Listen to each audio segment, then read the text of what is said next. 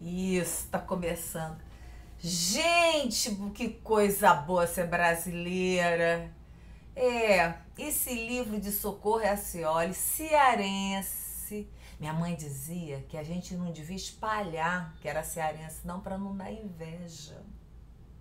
Pois é, uma conterrânea, não sou nascida, mas tem uma parte da família de lá. Filha de cearense, cearense é. E ela faz esse livro. Meu Deus, que é isso? Que criatividade, que coisa bonita. Porque, olha, esse é o tipo de livro que eu gosto. É um livro que é criativo, que é bem escrito, é curto, não fica naquela lenga-lenga, sabe? Assim, fica descascando cebola. Não fica nisso.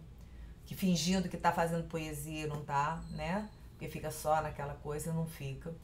O livro, ele tem uma história, existe uma história, existe um sentimento coletivo dentro dessa história, existe uma história urbana que a gente vê como é que uma cidade pode se construir e se destruir ao mesmo tempo. Existe uma história de amor, existe uma história mágica. Olha, é aquele livro perfeito e principalmente um livro brasileiro.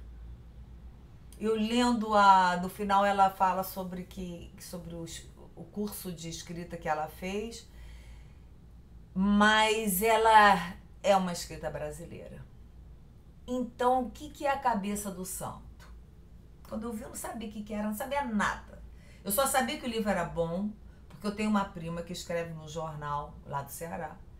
E elogiou o livro, ela faz resenhas, ela elogiou o livro. Eu falei, então o livro é bom, confio nessa minha prima. E aí eu fui ver o livro. Gente, você sabe aquela tarde maravilhosa que você passa? Uma tarde maravilhosa.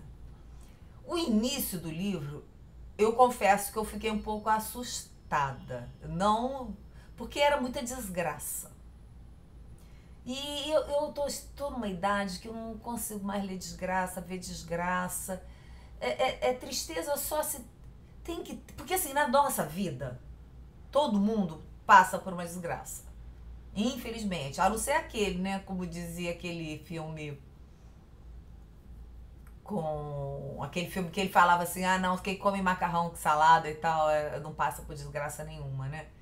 Eu não sei esses assim abençoados, mas todo mundo tem alguma coisa séria na vida. Eu que fui uma pessoa super privilegiada, eu tive pelo menos 4 coisas muito sérias na minha vida.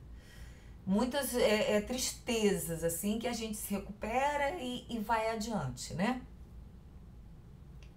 Então, existem pessoas que têm uma carga maior de desgraça, principalmente quando as pessoas nascem em situações carentes, pobres.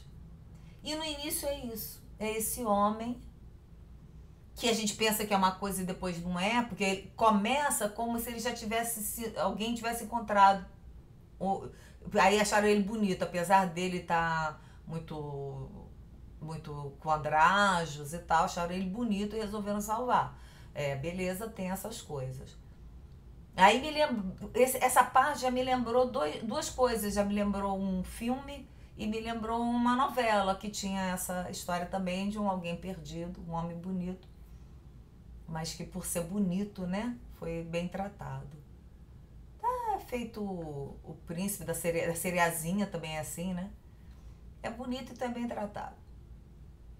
E aí ele consegue chegar a achar um abrigo, ele tá indo para ele tem uma meta de ir para uma cidade chamada Candeia, ele tem que ir para lá. Tem uma promessa que ele fez para a mãe dele, então ele tem que ir para lá.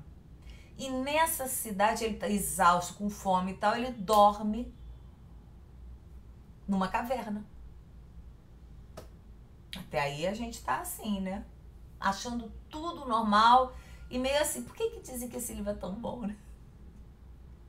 Acontece que não era uma caverna, era a cabeça de um santo. Imagina assim, se o Cristo Redentor tivesse aquela cabeçorra dele que caísse e que fosse oca por dentro. Então era aquela cabeça largada. E aí eu não conto mais nada, porque eu não vou...